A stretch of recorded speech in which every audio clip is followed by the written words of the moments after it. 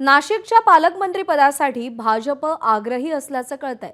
नाशिकचं पालकमंत्रीपद भाजपकडेच ठेवण्यावर चर्चा झाल्याची माहिती सूत्रांकडून मिळतेय। चंद्रशेखर बावनकुळे आणि गिरीश महाजन यांच्यामध्ये चर्चा झाल्याचं कळतंय। गिरीश महाजनांकडेच पुन्हा नाशिकचं पालकमंत्रीपद देण्यावर भाजपचं नेतृत्व ठाम आहे। मुख्यमंत्री देवेंद्र फडणवीस आणि उपमुख्यमंत्री एकनाथ शिंदे, अजित पवार यांच्याशी नाशिक पालकमंत्रीपदासंदर्भात स्वतः बोलणार आहेत। आगामी सिंहस्थ कुंभमेळा आणि स्थानिक स्वराज्य संस्थांच्या निवडणुकीच्या पार्श्वभूमीवर पालकमंत्रीपद भाजप स्वतःकडेच ठेवण्याची शक्यता जास्त आहे। अभिषेक मुठाळ आपल्याला अधिक अपडेट देईल। अभिषेक, नाशिकच्या पालकमंत्रीपदासाठी भाजप आग्रही असण्यामागची कारणं काय?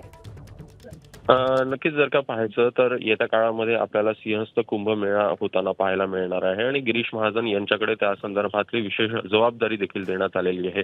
सोबतच नाशिक जिल्हा जर का पाहायचा तर भाजपचे अधिक आमदार तिथं पाहायला मिळत आहेत आणि त्यामुळेच कुठेतरी भाजप ही नाशिकच्या पालकमंत्री पदासाठी आग्रही असल्याची माहिती आहे।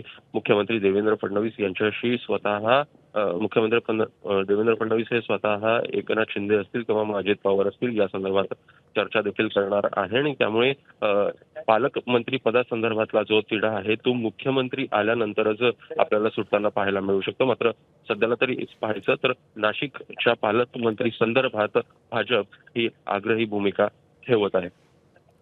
अभिषेक, धन्यवाद दिलेल्या माहितीसाठी। एबीपी माझा, उघडा डोळे बघा नीट।